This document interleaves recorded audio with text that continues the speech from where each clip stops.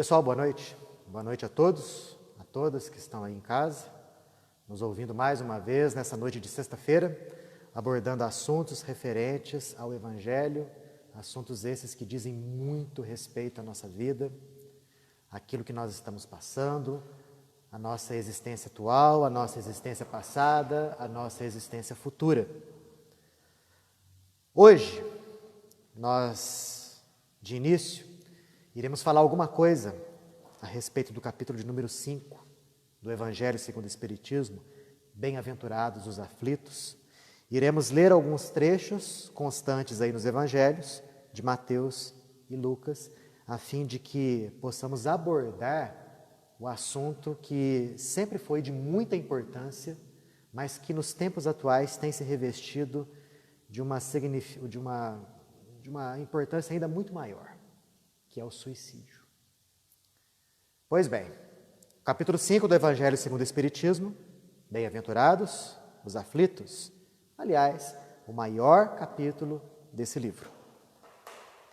Em Mateus, no capítulo 5, versículos 5, 6 e 10, temos o seguinte: Bem-aventurados os que choram, pois serão consolados. Bem-aventurados os que têm fome e sede de justiça, pois serão saciados. Bem-aventurados os que sofrem perseguição por amor à justiça, porque é deles o reino dos céus. Em Lucas, capítulo 6, versículos de 20 a 21. Bem-aventurados vós que sois pobres, pois o reino dos céus é para vós. Bem-aventurados vós que agora tendes fome, pois sereis saciados. Sois felizes vós que chorais agora, porque rireis. E em Lucas 6, 24 e 25. Mas ai de vós, ricos, que tendes a vossa consolação no mundo. Ai de vós que estáis saciados, porque tereis fome. Ai de vós que rides agora, porque gemereis e chorareis. Fazendo uma consulta na internet, em sites de confiança, a sites que tratavam do assunto suicídio, eu peguei aqui algumas estatísticas que, confesso, são estarrecedoras. Dei uma olhadinha aqui no que diz respeito a dados da Organização Mundial de Saúde, os dados mais recentes relativos ao suicídio de 2016. No mundo, 800 mil pessoas suicidam-se por ano. Dá uma média de 1 a cada 40 segundos. Entre 2010 e 2016, a taxa de suicídios, surpreendentemente, caiu 9,8%. Mas nas Américas, subiu 6%. No que diz respeito à renda, as pessoas de mais baixa renda e média renda suicidam-se mais do que aqueles de maior renda. Isso em números absolutos, ou seja, na quantidade total.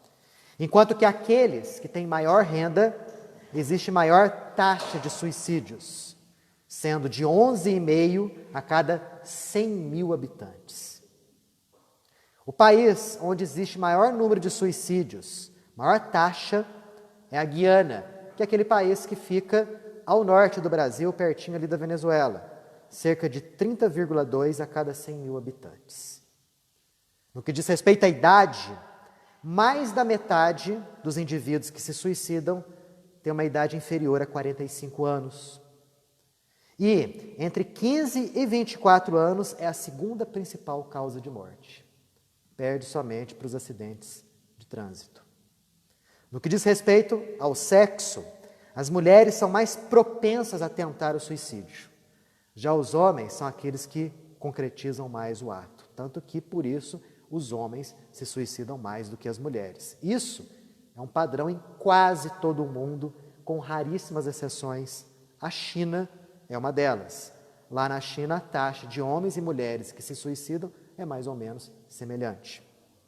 Os métodos mais comuns de suicídio, de todos os que existem, os mais comuns são o envenenamento por pesticidas, o enforcamento e a utilização de armas de fogo. Aqui no Brasil, de 2010 a 2016, ocorreu um aumento de 7% no número de suicídios. Tanto que o nosso país é o 8º no mundo em número de suicídios. A cada 45 minutos, uma comete esse ato. O aumento maior aconteceu justamente entre os jovens. Talvez, acredita-se, que a sociedade, tornando-se menos solidária, mais egoísta, para essa faixa de idade, isso gerou um peso maior, levando-os a cometerem o suicídio com maior frequência. Também a própria desilusão aos ideais da vida, o indivíduo não tendo o ideal, um objetivo nobilitante, seja também uma causa do aumento do número de suicídios entre os mais jovens. Então, quando a gente percebe esses números todos, realmente é de chocar, é de estarrecer. No mundo inteiro, conforme a primeira informação que eu dei, 800 mil pessoas se suicidam. A cada 40 segundos, uma pessoa comete suicídio no mundo. É muita coisa. Justamente num planeta onde nós, atualmente, temos, pelo menos em muitos países, uma certa abundância de facilidades no que diz respeito a recursos tecnológicos, aos próprios avanços da ciência, da medicina, da própria comunicação. A lógica nos levaria a crer o seguinte, que à medida que a população fosse crescendo no que diz respeito a esses avanços científicos e tecnológicos, o número de suicídios ia diminuir, e em verdade não é o que acontece, pelo menos aqui na região das Américas. E aqui no nosso país também, houve um aumento de 7% nos últimos anos. Qual o porquê disso? Se a gente for ver as religiões, todas elas condenam a prática do suicídio. Condenam, mas daquela forma que a gente conhece, com frases e com orientações que talvez não satisfaçam a mentalidade atual, a mentalidade daqueles que querem saber o porquê das coisas e que compreendem e querem compreender porque querem raciocinar. Frases do tipo, olha, você não pode se suicidar não, porque senão Deus vai te castigar. Olha, não se suicida, porque senão você vai para o inferno. Olha, não se suicida, que bobagem, sempre teve uma vida muito boa. São frases vazias. Vazias que não orientam e que não preenchem as pessoas que estão propensas a cometerem esse ato. Tanto que, conforme a gente viu aqui no nosso país, que é um país extremamente religioso, com várias religiões aqui atuando, até de maneira muito harmônica entre si, muitos se suicidam. Então existe alguma coisa aí errada. Existe alguma coisa que está faltando na mentalidade da população mundial, notadamente na nossa população brasileira. O que seria isso? A doutrina espírita, nesse aspecto e em inúmeros outros aspectos, vem nos trazer informações interessantíssimas a respeito do suicídio, das consequências do suicídio e do porquê a gente não deve se suicidar. Porque muitos pensam, poxa, a vida é uma coisa minha, eu posso me dispor dela quando eu quiser, então. Assim como eu tenho uma camiseta, não estou gostando dela, posso dar para alguém, assim como eu tenho um carro, tendo condição eu troco, ou uma casa eu posso vender e comprar outra, eu posso dispor muito bem da minha vida, porque é uma coisa minha, particular. Muitos pensam assim. E como a gente vai se opor a essa ideia? Aquelas frases que eu falei para vocês, você vai para o inferno, ou Deus vai te castigar. Muitos têm uma religião somente de rótulo. E quando entram numa fase mais complicada da vida, começam a surgir justamente esses pensamentos de abandonar tudo para se sentirem de maneira melhor. O que o Espiritismo nos fala? Quando a gente pega a obra máxima da doutrina espírita, o Livro dos Espíritos, na pergunta de número 943, nós temos algumas informações importantes na resposta dessa pergunta. A pergunta é: De onde vem o desgosto pela vida que se apodera de alguns indivíduos sem motivos plausíveis? E olha a resposta. Efeito da ociosidade, da falta de fé e geralmente da saciedade. Para aqueles que exercem as suas faculdades com um fim útil e segundo as suas aptidões naturais, o trabalho nada tem de árido. E a vida se escoa mais rapidamente. Suportam os problemas com tanto mais paciência e resignação, quanto mais agem, tendo em vista a felicidade mais sólida e mais durável que os espera no futuro. Então essa resposta já nos dá uma pista do porquê muitos se desesperam e tentam, e em algumas situações até conseguem, dar cabo da própria vida. Efeito da ociosidade, da preguiça.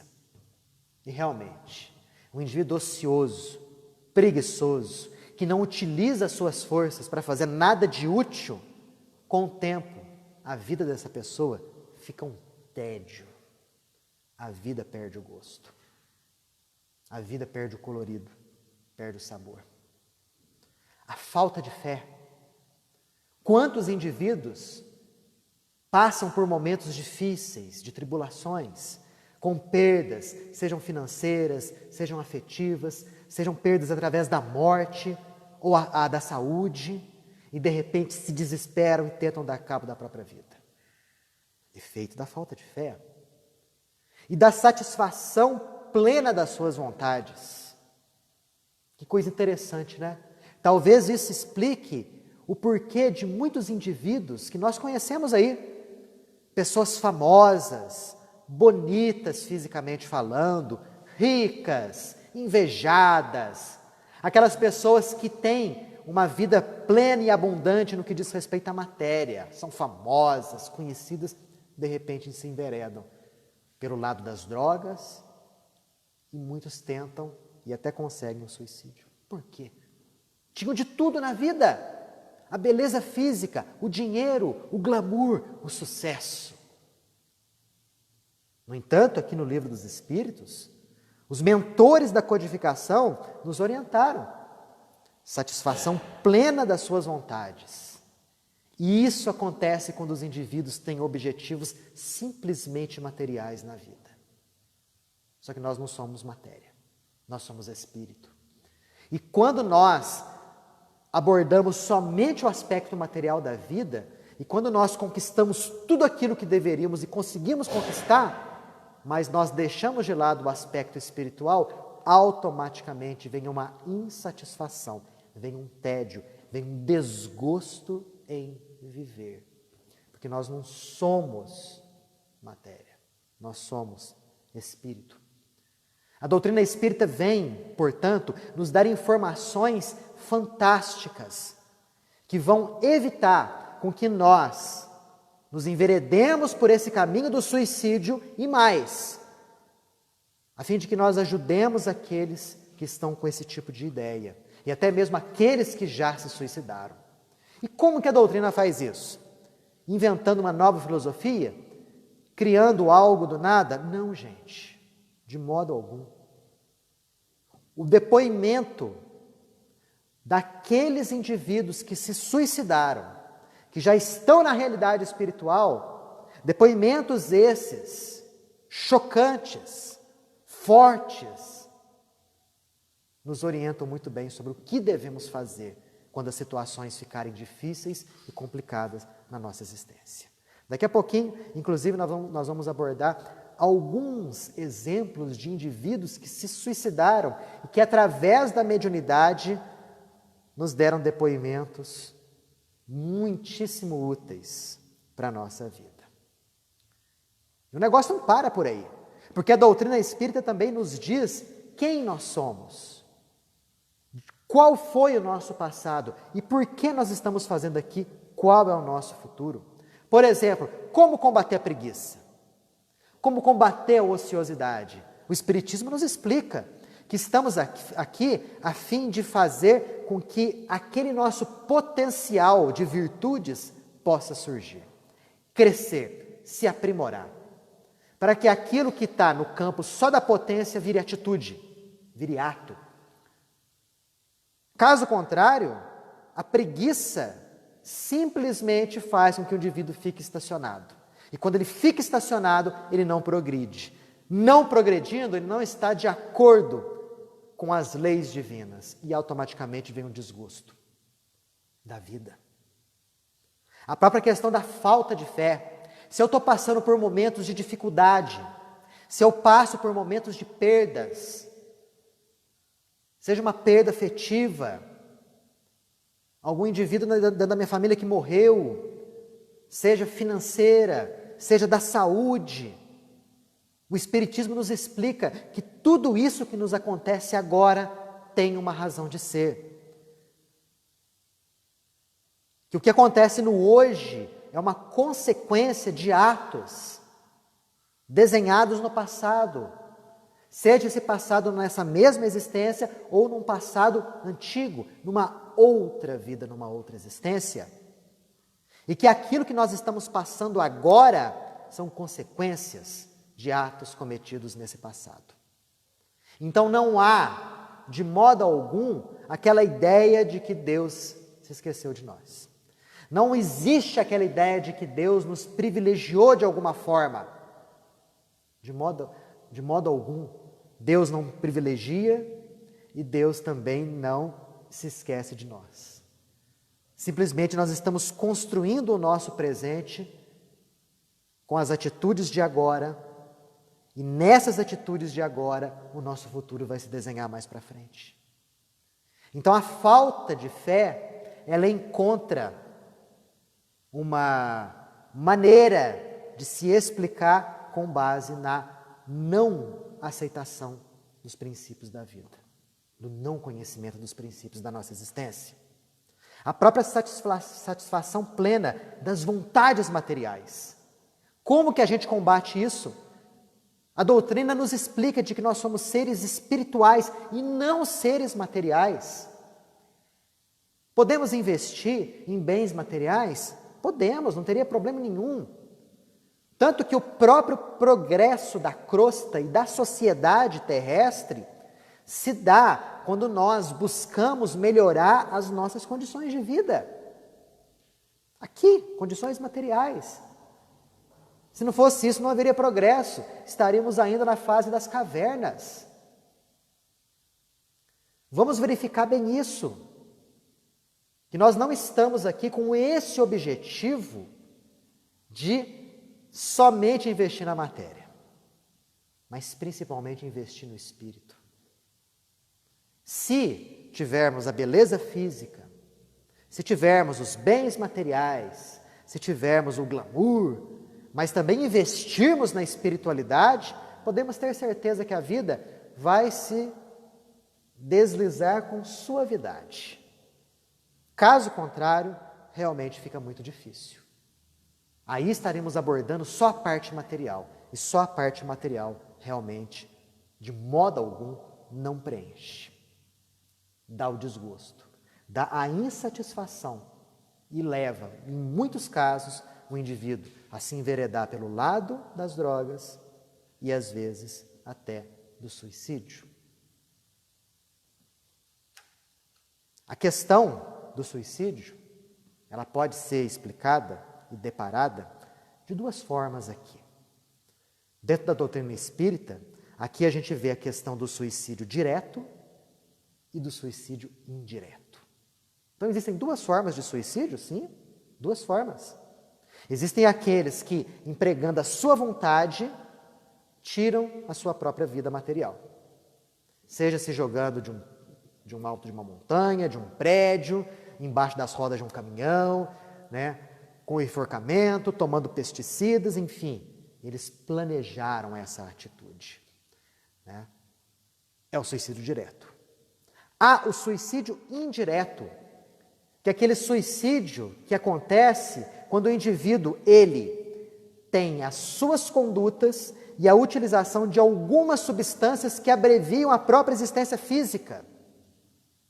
E com isso, o indivíduo vai esgotando as suas forças vitais, num esgotamento tal que vai fazer com que ele volte para a realidade espiritual antes da hora, antes do tempo. É o chamado suicídio inconsciente ou indireto. Foi o que aconteceu com André Luiz. André Luiz passou 7, 8 anos em zonas umbralinas, sofrendo terrivelmente. Foi resgatado, foi levado para nosso lar. Isso consta tanto no livro e depois nós vimos no filme também. Depois de um certo tempo lá, foi avisado a ele, você cometeu suicídio. Ele, que? De jeito nenhum. Imagina, lutei pela vida, passei por 3 cirurgias, queria viver. E aí os mentores explicaram.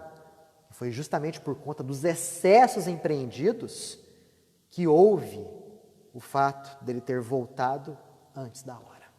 Raríssimos, pessoal, raríssimos são os completistas. São aqueles indivíduos que aproveitam todas as oportunidades que o corpo físico lhes fornece. São aqueles indivíduos que, antes de reencarnar, está planejado, você vai viver 85 anos lá na Terra. E realmente, eles vivem aqui 85 anos. Está planejado você viver 79 anos. Eles chegam até aqui, ficam 79 anos encarnados. Alguns até mesmo esticam um pouquinho mais esse tempo aqui na Terra. Aproveitam todas as oportunidades que o corpo físico lhes fornece, de evolução e de crescimento espiritual. São raríssimos indivíduos completistas. Isso está explicado no livro Missionários da Luz. Tanto que o indivíduo completista, quando ele desencarna, chega em festa lá no plano espiritual, ele, por conta da vida que teve e do respeito que ele teve à existência física que Deus lhe concedeu, ele pode, numa próxima existência, escolher à vontade o futuro corpo físico, utilizando da sua própria vontade, do seu próprio querer. Ou seja, é uma vantagem tremenda o indivíduo aproveitar todas as oportunidades. Mas, infelizmente, a maioria não faz isso. Nós, com os nossos vícios materiais, seja o cigarro, seja o excesso sexual, seja o excesso da comida, seja a utilização de drogas lícitas ou ilícitas, ou através da ansiedade descabida, da depressão imensa, nós vamos corroendo as nossas energias vitais numa velocidade que não era para ser. E assim voltamos à realidade espiritual antes do nosso tempo, antes da nossa hora. Isso aí seria o suicídio indireto. Daí a importância de nós aceitarmos a vida que nós estamos vivendo. Porque existe todo um planejamento reencarnatório para nós. O corpo que nós temos. A família onde nós reencarnamos. Tudo isso não aconteceu por conta de um acaso. Existe ali um porquê de eu ter vindo com esse corpo, nesse sexo, reencarnado naquela família. Existe um porquê de eu estar passando por essa ou aquela dificuldade material. Nada acontece por obra do acaso. Nós estamos aí envolvidos em leis divinas que regem o nosso destino, regem a nossa vida, regem a nossa existência. E a doutrina vem nos esclarecer de modo bastante nítido que tudo aquilo que a gente faz agora gera repercussões para o futuro. E que não há mal que sempre dure. Que por pior que seja a nossa condição de vida agora, podemos ter certeza que é o melhor em termos espirituais. Tanto que as consequências para aquele que se suicida são terríveis. E aqui a doutrina espírita entra por um lado que as outras religiões e filosofias não conseguem entrar, que é justamente a abordagem da realidade espiritual. O Espiritismo veio para quê? De que forma? Qual o objetivo? Veio nos desvendar o mundo espiritual. E veio nos dar o conhecimento de leis que regem a interação do espírito com a matéria, nos mostrando que a morte não existe. E se a morte não existe?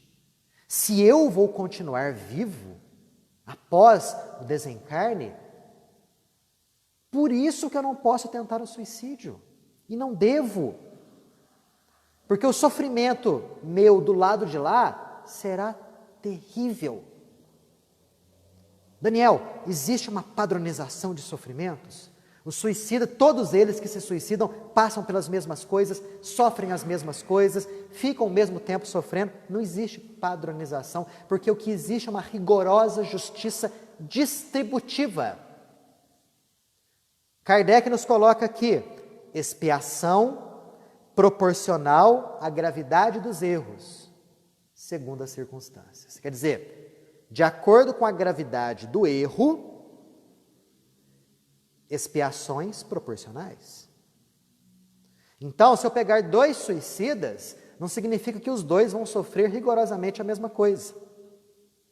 Porém, para todos aqueles que se suicidam, existe uma coisa que é padronizada, que acontece com todo mundo que se suicida. E se chama decepção. Decepção. Se eu, por exemplo, não tenho forças para continuar vivendo, se eu quero dar cabo da minha existência, por que será que me veio essa ideia? Não tenho forças para continuar vivendo, vou dar cabo da minha existência, vou me encontrar na realidade espiritual onde a vida é melhor. Vai se decepcionar. E muito. Porque existe essa regra que podemos dizer que é uma regra geral.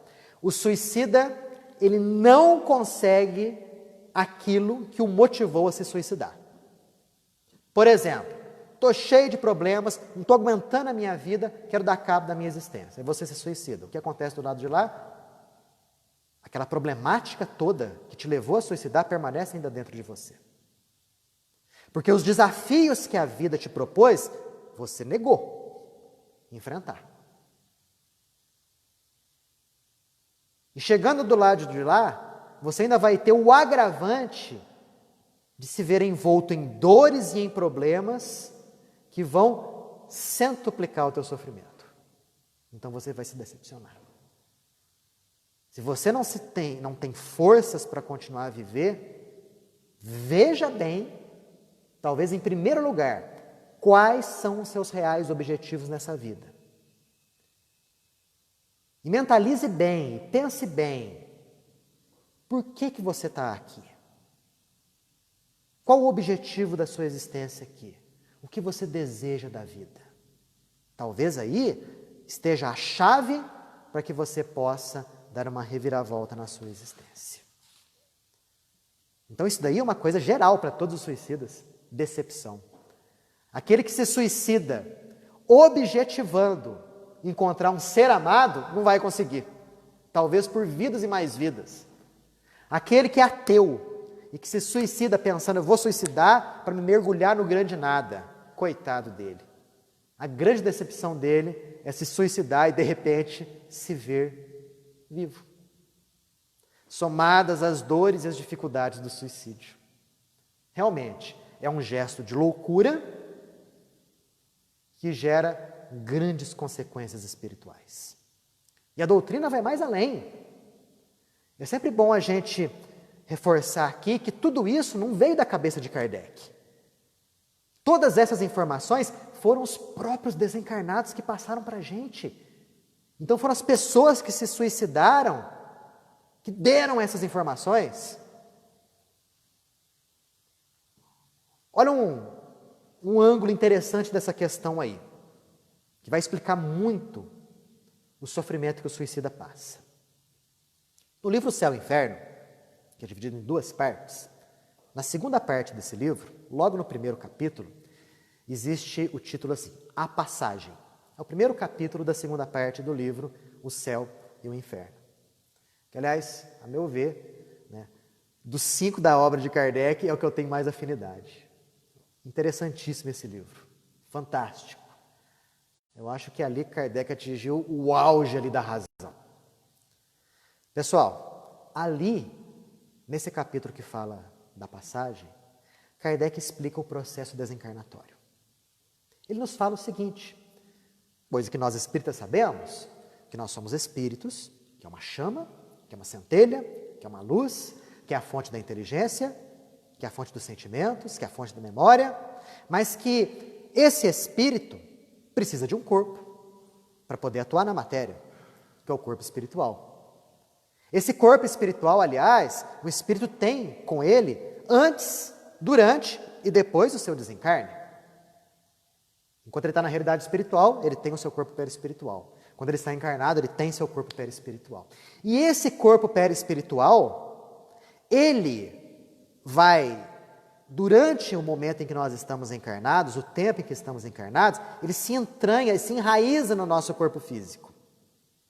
Existe então uma adesão, Kardec explica, célula a célula, molécula por molécula. Então, cada molécula do corpo perispiritual fica aderido a cada molécula do nosso corpo físico. Que à medida que a nossa vida vai se sucedendo, Kardec continua aqui na explicação, a nossa energia vital vai se esgotando, o nosso combustível vai acabando. Esse é o processo de envelhecimento. Eu estou abordando aqui o lado natural da vida, a sequência natural da vida. Chega um momento que a vida orgânica, obviamente, acaba. É a famosa morte. E aí, o corpo espiritual se desagrega definitivamente do corpo físico, é a chamada desencarnação. Então, aí é que está a grande coisa. No momento da morte, a dor da morte e a dor da desencarnação é proporcional ao número de pontos de contato que existe entre o corpo perispiritual e o corpo físico. Quanto maior o número de pontos de contato entre corpo espiritual e corpo físico, e quanto mais forte for a coesão molecular, mais doloroso vai ser o processo desencarnatório. Mais difícil. Então vamos pegar um exemplo. Imagina aquele indivíduo que desencarnou numa idade avançadíssima, 90 e tantos anos. O que aconteceu ao longo desse processo todo aí? Ele foi esgotando o seu fluido vital. Aquela coesão foi sendo diminuída aos poucos. Os laços que uniam corpo físico e corpo perispiritual foram se desfazendo aos poucos. Chegou lá com 96 anos de idade, o sujeito desencarnou. E o processo desencarnatório provavelmente ali foi sem abalos. E aqui eu estou levando em consideração só a parte magnética. Não estou levando em consideração a parte moral, que é um outro fator que interfere poderosamente, mas que por enquanto não vamos abordar, não. Agora vamos imaginar no suicídio. Imagina um indivíduo tirando a sua vida física orgânica. A coesão molecular entre corpo espiritual e corpo físico ali se encontra no auge, no máximo. O que acontece é uma verdadeira dilaceração daqueles laços que ligam corpo físico e corpo espiritual. Aliás, em todos os processos de morte violenta, a retirada do corpo espiritual do corpo físico só se processa depois da morte orgânica. No suicídio é muito pior, porque além de ser uma morte violenta, foi algo que o indivíduo quis e planejou fazer. O que acontece então? O corpo físico não tem mais a vida orgânica, porém o corpo perispiritual ainda não se desvinculou do corpo físico. Inúmeros laços magnéticos ainda unem os dois. E aí o que acontece? O que acontece com o corpo físico repercute no corpo espiritual. Então é muito comum, mas não é regra geral, o indivíduo que se suicida acompanhar durante meses a fio a decomposição do próprio corpo físico. Permanecer ligado, aderido a um cadáver em processo de putrefação. Nesse livro, Céu e Inferno, quando Kardec trata do depoimento dos suicidas, o primeiro suicida que ele colhe o depoimento e coloca ali naquele livro, claro, é o chamado suicida da Samaritana. Foi um sujeito que entrou num estabelecimento em Paris, chamado Samaritana, que era um estabelecimento para banhos, mandou o funcionário preparar um banho para ele, o funcionário foi lá, preparou um banho, o cara foi lá, fechou a porta, 2 horas depois, nada do cara sair. O funcionário foi lá, bateu na porta, nada. Abriu a porta, o indivíduo estava na banheira, tinha pego uma navalha, cortado o pescoço. O seu sangue havia se misturado ao sangue, à água da banheira. Suicidou-se. O fato foi noticiado nos jornais da época. Poucos dias depois, Kardec evoca esse sujeito na reunião mediúnica. E aí ele fala, dentre inúmeras outras coisas, primeiro, que ele não estava morto não, que ele estava vivo, e que ele sentia os vermes corroendo o corpo dele. Como explicar isso? Se não através dessa informação que a doutrina espírita nos dá. O indivíduo ainda permanece jungido, fixado ao corpo. O processo de decomposição orgânica repercute nessa pessoa. Imagina você o horror. Imagina você sentir os odores da decomposição física. Os vermes te corroendo. Eu te pergunto, vale a pena se suicidar para passar por tudo isso?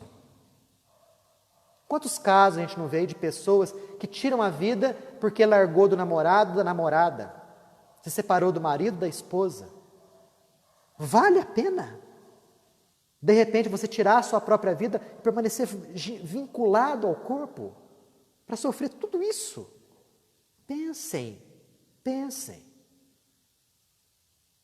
Ligada a isso daí, existe ainda o reviver incessante do momento do suicídio. Nesse mesmo livro aqui, ó, Céu e Inferno, Kardec coloca o depoimento de um indivíduo que há mais ou menos 6 anos havia se atirado do alto de uma torre. E durante esses 6 anos, depoimento do próprio espírito, ele se via de maneira cíclica, se atirando do alto da torre, o vazio embaixo de si e a sensação do corpo se despedaçando nas pedras.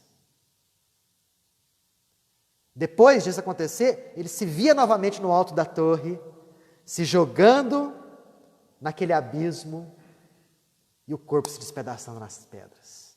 Durante 6 longos anos. Quanto tempo isso ia durar, hein? Então, esse reviver cíclico, incessante, é muito comum. Não vou dizer que é a regra geral, porque não é, mas é muito comum. Como também, aquele caso que está relatado no livro da Ivone do Amaral Pereira, Recordações da Mediunidade, em que ela vai morar numa casa em Petrópolis e de início não conseguia dormir, conciliar o sono, ela sentia que tinha alguma coisa naquela casa e ela ficou sabendo que o indivíduo que havia construído essa casa 10 anos antes havia se suicidado no sótão. Havia pegado um revólver e atirado na própria cabeça. E a Ivone do Amaral Pereira é uma fantástica médium. Daquelas, inclusive, com facilidade de sair do corpo de modo consciente para poder ajudar os desencarnados. E durante 1 ano ela ajudou esse espírito que estava preso na casa, no sótão. Ela, inclusive, descreveu o espírito, né, de um homem, chamava-se Wilhelm, era alemão. Esse indivíduo estava no sótão da casa dela, em espírito, se debatendo numa poça de sangue, com um revólver na mão e o sangue esguichando do seu cérebro. E ele revivia aquele momento em que ele pegou o revólver, se dirigiu de encontro à própria cabeça e apertou o gatilho. Revivência cíclica, incessante daquele processo. Demorou 1 ano para ela conseguir ajudar aquele indivíduo e finalmente ele ser resgatado. Então, quando a gente percebe os depoimentos das pessoas que se suicidaram, fica muito fixo em nós essa ideia de que não vale a pena, é o ato mais burro que existe. Estúpido. Porque não gera benefício nenhum para a pessoa, só problema. Um outro ali que Kardec coloca, da mãe e do filho. O filho de 21 anos de idade, vítima de uma doença que estava levando ele à morte. Ele já deitado na cama, com a família em volta, nos últimos momentos, quis dar um último abraço na mãe. A mãe, em lágrimas, o abraça e fala o seguinte: vai, meu filho, pode ir, daqui a pouco eu vou te acompanhar. E saiu chorando. Aí o filho morre, dá o último suspiro. Foram procurar a mulher, encontraram ela enforcada no celeiro. Se suicidou. Qual é a ideia? Vou me suicidar para poder me encontrar com meu filho. Kardec evoca essa mulher. Ela encontrou com o filho? De modo algum. Lembram? O suicida não consegue alcançar o objetivo que o levou ao suicídio. O filho estava numa situação espiritual fantástica. A única coisa que o deixava entristecido era o fato da mãe ter se suicidado. E ele mesmo fala, porque ele conversou com Kardec antes, se ela tivesse esperado um pouquinho só, nós estaríamos reunidos aqui agora. Mas ela não aceitou esse tipo de situação. Se revoltou contra a decisão divina. E não se encontrou com seu filho. O mesmo fato acontecendo com aquele casal que resolveu se suicidar. Porque não conseguiram, o homem e a mulher, se unirem em matrimônio. Ela se casou com um outro, ele se casou com uma outra. Mas o sentimento dos dois permaneceu vivo durante muitos anos. Nunca traíram seus respectivos cônjuges, mas chegou um momento em que os dois se encontraram de maneira fortuita, o acaso, e resolveram se suicidar. Se suicidaram, tomaram veneno os dois. Se encontraram no plano espiritual para viver o resto da eternidade em felicidade? Claro que não. Os próprios mentores espirituais depois esclareceram que devido a esse gesto deles, eles iam ficar diversas existências separados, sem nunca se encontrarem, somente se pressentindo, mas nunca em definitiva união. Até que ia chegar um momento em que os dois, já arrependidos, já com os erros expiados, aí sim, eles iam se unir por toda a eternidade. Então eles não obtiveram aquilo que os fez suicidar. Eles queriam ficar juntos. Obviamente, eles não conseguiram. Isso tudo a gente está vendo as consequências do suicida do pós-morte. Mas, gente, o negócio é muito pior. Porque nós sabemos que o nosso corpo perispiritual, nele, tudo aquilo que a gente pensa, fala e faz, fica repercutido no nosso corpo espiritual. Então, o indivíduo que se suicida tem a sua contraparte espiritual também lesada. E olha, é justamente a nossa contraparte espiritual, o nosso perispírito, que é o nosso modelo organizador biológico. É a forma que vai produzir o nosso próximo corpo físico na próxima encarnação. Então, obviamente, o indivíduo que de repente pegou um revólver e atirou contra a sua própria cabeça, esfacelando o crânio, esse gesto se repercutiu na contraparte espiritual, no corpo espiritual. Emmanuel explica para nós que distonias energéticas surgem naquela região e que vão plasmar um futuro corpo físico defeituoso.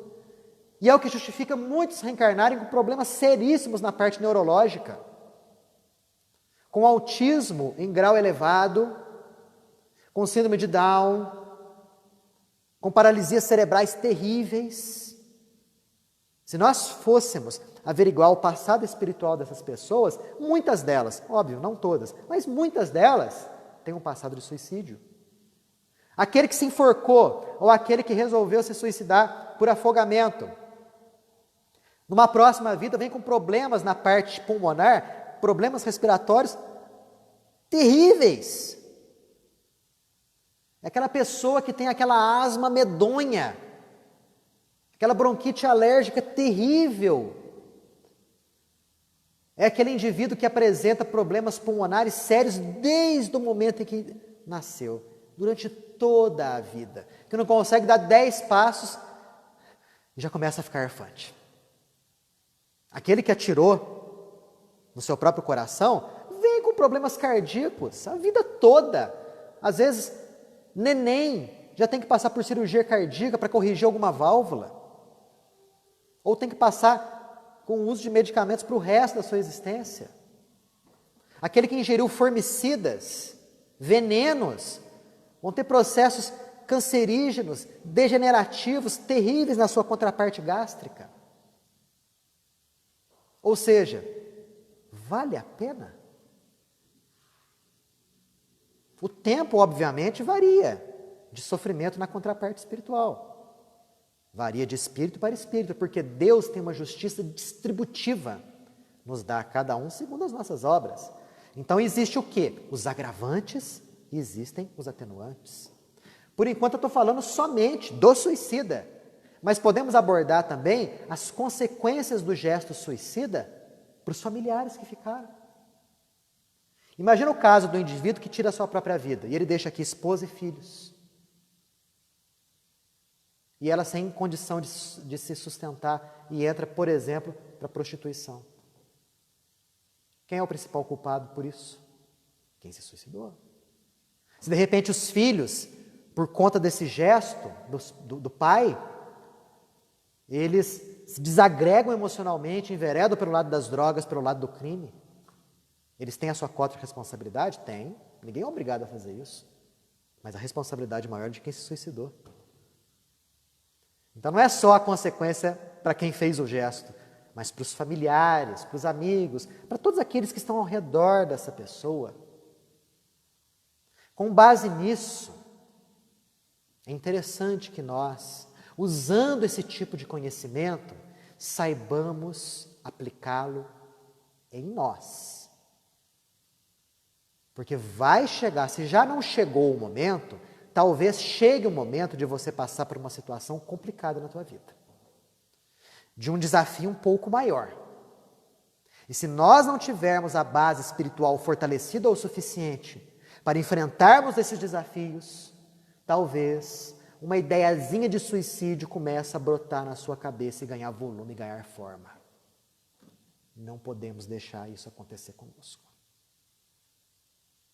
Assim como devemos usar esse conhecimento para nós, devemos usar esse conhecimento para os outros.